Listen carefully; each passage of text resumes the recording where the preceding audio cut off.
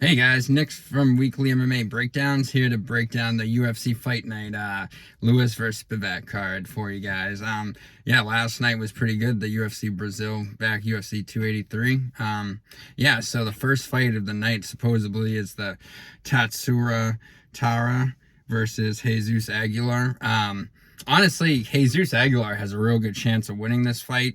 It depends on how his grappling is. I'm pretty sure he's like not as good of a grappler as Tatsuro or whatever. But yeah, I would just maybe leave this fight alone. But I don't see why you couldn't play Tatsuro on this one. But Jesus could get this one done too. So just be careful of this fight. Basically, there's a lot of fights on this card are very tricky, so I would be careful. This next one, I'm very confident in, but Jeong Yeong Park versus Denis Tiuliulin. Denis Tiuliulin should get this done. I know Jeong Yeong Park's very durable. He has good striking, but the guy, he always ends up like losing once the fight starts getting pretty scrappy, and if he like loses confidence, it's over. Like he beat Jamie Pickett, and he beat like some. I can pull it up right now. He beat Joseph Holmes, and Joseph Holmes is really good, but still he's not one of those guys either. And I'm thinking the other way around. Denis Tiuliulin beat Jamie Pickett, and like he was losing that fight for a minute, and then he just got pissed at the ref and just started going off. So I feel confident in Denis Tiuliulin in here. And yeah, Jeong Yeong Park went to a split with Eric Anders, and I'm pretty sure Denis Tiuliulin could probably beat a Derek Anders because Denis Tiuliulin has a really good grappling. Like he's like really like he's underestimated sometimes in everyone's eyes because of the way his fighting style and his like just the way his build is, because he's like a long lanky guy, and he's not really like, he doesn't look like a Michael Chandler or someone like very stocky, so you don't expect him to start grappling, and when he does, he's very dominant. So yeah, that's a pretty good underdog pick, and my the Marcos pick from last night hit too. So if you guys tailed that one, that was pretty good. But yeah, so Denis Tiuliulин's a very good one. So the next one, excuse me for a minute, get this water. Jeong Yeong Kim versus Mandy Bohm. Yeah, this one's kind of weird too, because you got Mandy Bohm. I think that's how you say her name. She's just like, she's probably gonna beat Jeong Yeong Kim, to be honest. But I'm picking Jeong Yeong Kim to beat her. But some of the odds on this are weird, because like I did my picks, and then I looked at the odds because I just realized that they're all up now. So, but yeah, Kim's like almost a 3-1 favorite. She's like a 250 or 260 on minus 260 on DraftKings. So I mean, if you feel confident enough to bet on her, but I mean, you're probably just better off betting and go to a decision. But you never know with these ones, the women. No offense to the women, but you never know with the fights, like if someone gonna get knocked out, finished, or. But yeah, this should be interesting because, yeah, it's just the way Mandy Bohm hasn't. She has very like these long layoffs. Like she had one fight in 2021, one fight in 2022, and then Jeong Yeong Kim's been having a bunch of fights, but it's all like losses. And, so it depends on how this works out here. And, yeah, so we'll see. But I'll pick Jeong Yeong Kim to get it done. We'll see. We'll see. That's a weird one. Excuse me. And next is the Hyun Park versus Choi. And, honestly, I like Sung Park in this one. It could, again, it's one of these ones that can go either way, to be honest with you. But I'm pretty sure when I looked at it, Sung Choi, I mean, they're both pretty much like even. That's the hard part. These, like a lot of these fights are pretty even, like the last one.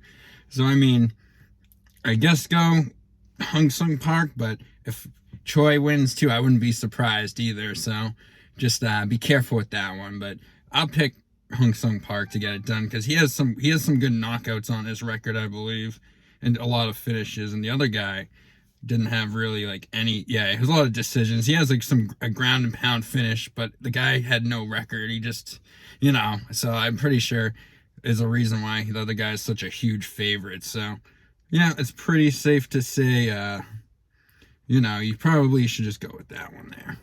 But, yeah, so we'll get to the next one here, which is, sorry, Rinya Nakamura and Toshimoi Kazama. Again, this one I was kind of going back and forth on, but I'm pretty sure Rinya Nakamura is gonna get it done.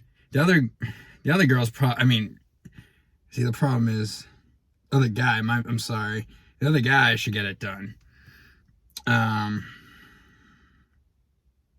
Yeah, it depends. This one, again, it's a weird one because the loss wasn't that long ago for Kazama, and basically got knocked out in 2022 in April. So hasn't even been like a year, a little like 8 months or 9 months now, but still it's like sketchy.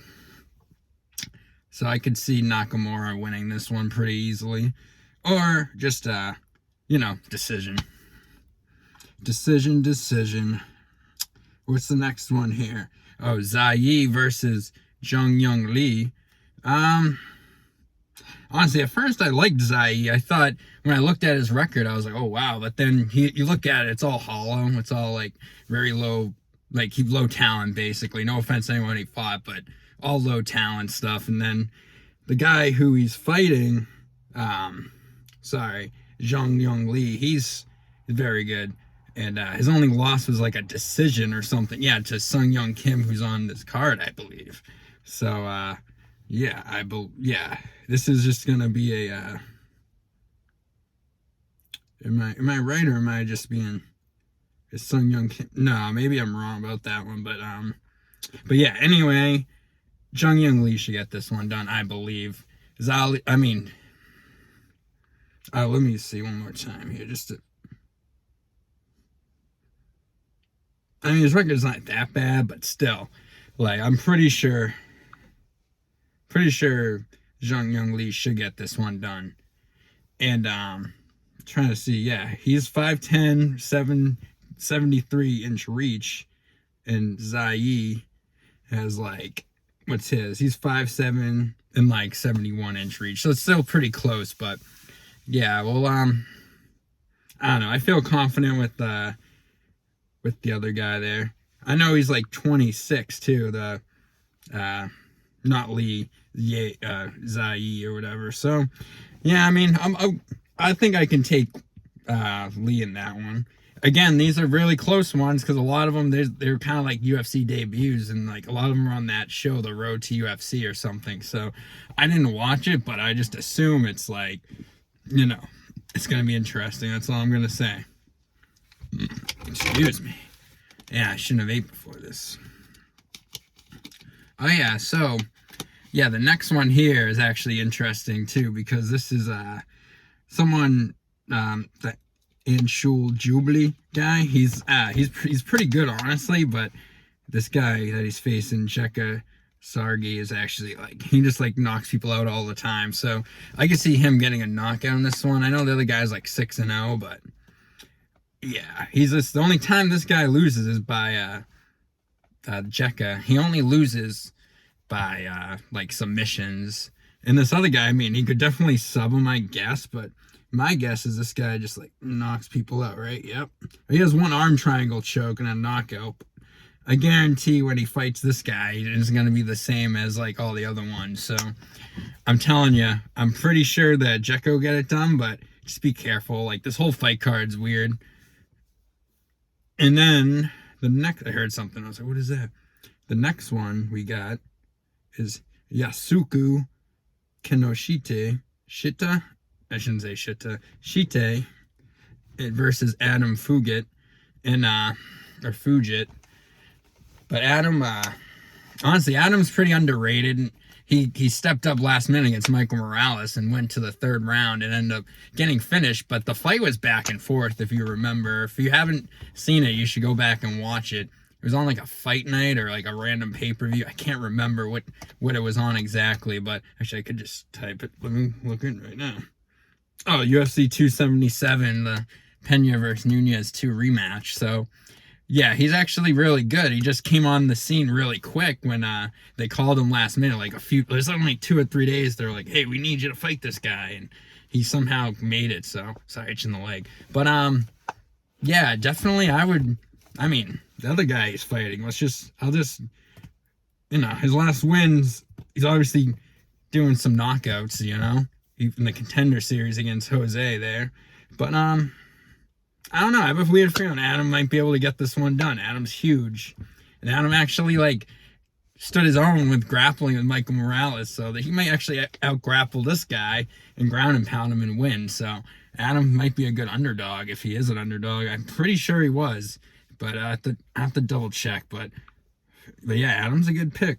So if you feel confident with Adam, I would definitely go with him. But I don't blame you for going the other side either, but Adams, it's like something with the Western style grappling. A lot of the Asian countries, they don't, they can beat us, but it's like sometimes we just dominate. So it just depends.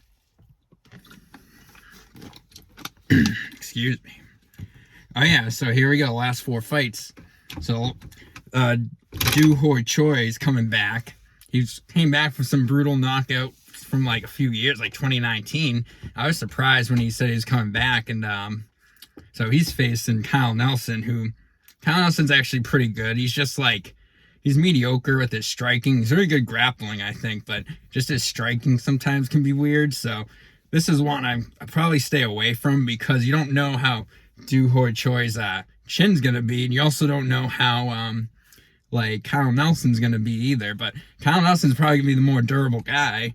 But Choi is chin's just like granite sometimes. He just faces these guys who can just knock him out. He faced Charles Jourdain, Jeremy Stevens, and Cub Swanson. So I mean, Kyle Nelson might actually beat him if he's getting knocked out by Jeremy Stevens, but that's 2018 Jeremy Stevens, not 2022, 2023 nowadays Jeremy Stevens, where everyone sees him as the shell of his former self. But I mean, Kyle Nelson's a good play. He might be, but yeah, just be careful with this one again. He did get knocked out by Billy Quarantino, too.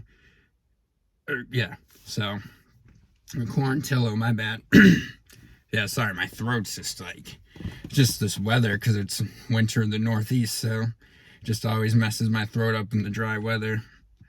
Gotta get a humidifier. But yeah, so if you feel confident, go with Kyle, or pick which one you feel is the best choice in your eye. But I'm telling you, it's not sorry, I'm just trying to get the link. There you go. Sorry. Yeah, so I'm just gonna go to the next one. Marcin Tybura versus Blagoy Ivanov. I can't say his first name. The first name's hard always. But yeah, I like Marcin Tybura in this one. He destroyed Alexander Romanov. He survived a first round onslaught, and then he beat him, which I'm shocked. I lost money on that one, but it's okay, because now Marcin Tybura is the real deal. He's always been the real deal, but he just keeps proving it time and time again. And I feel like Ivanov's on the way out. He's really good still. He's a killer. It's the guy who got stabbed in the heart. If you haven't heard the story, he was getting, I forget what happened, but he got stabbed in the heart in his country.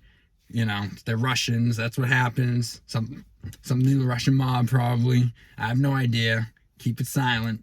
But anyway, Marcin Tybura is going to get this done. So he's a good play. He's still right now he's minus 195 on DraftKings. But if you get if you get a good, if you get it in earlier, or if you pick a better play, you end up doing better. But if you hear this video now, obviously it's 195. But it started off at 170, I believe. But I could be wrong. But yeah, Marcin Tybura is a good pick. So the next fight, co-main, Jung versus Devin Clark.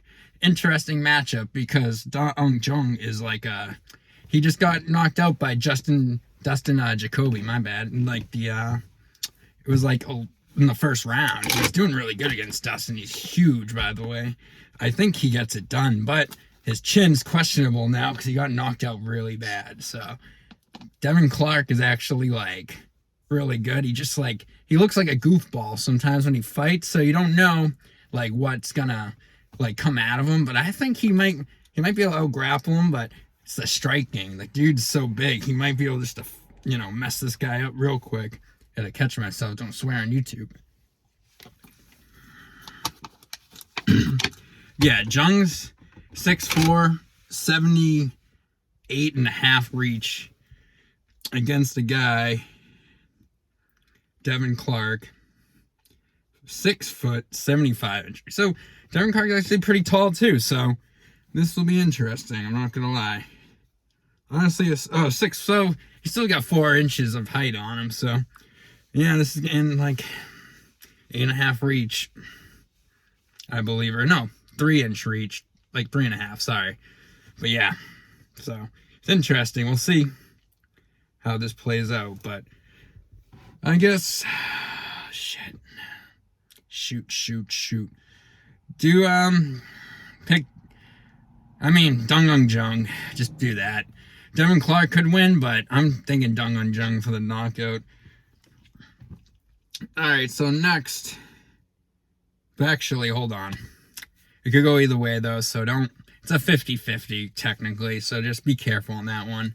But, alright, so next one, Derek Lewis versus Sergey Spivak. The main event, Derek Lewis had some issues going into the last one, and he had to pull out. And now you see him on, like, social media running around and stuff, so I'm not sure if he's running around because, he's trying to get in better shape, or if he's running around because the doctors are telling him, I got this stuff going on with you. I don't know. I'm speculating. But if you have stuff going on with you health-wise, like your heart or any, like, lungs maybe, who knows? Maybe they're like, you need to get out more and, like, work. Because people that have heart conditions and other stuff, they're sedentary and don't move around as much. Like, you're going to have more problems with fluid in your body. So I'm assuming, not heart, but you never know. But he's trying to get in better shape. So that's good. Maybe try to get his cardio up. But Sergey is definitely the pick. Derek's been getting knocked out really bad recently. Sergey was knocked out by Aspinall, so that did happen. So, and he got knocked out before that. Not before that, but there was like another knockout loss on his record, I believe. Yeah, Walt Harris, exactly. Yeah, I remember Walt Harris back in like 2019 of like May. He got knocked out, so that's what happened. All right. But yeah, Derek Lewis could win. Could knock him out, but Sergey's the pick. But yeah, just be careful. Again, this whole card's weird. They're trying to screw... Everyone, DraftKings knows. They make these high margins on certain people and make someone like a plus 300 underdog. So everyone's like, hammer the minus 400 line. And then all of a sudden you're in, whatever it is. The line's huge. And you have like what happened last week with Nunez almost getting knocked out by Zara, like I said. And yeah, she almost got knocked out, but that people could have cashed a huge ticket on Zara there. So, but I'm just saying, just be careful on this whole card. And yeah, like I say, make sure to like, comment, subscribe. Yeah, shout out. My email also is weeklymmmabreakdowns@gmail.com. I'll throw it on my description on my my channel. So everyone, if you want to reach out or anything, yeah, feel free to email me. And yeah, I appreciate everyone that tunes into the channel, and I hope everyone makes some money on the next card. Good luck to everyone, and God bless, and hope everyone does great. See you later.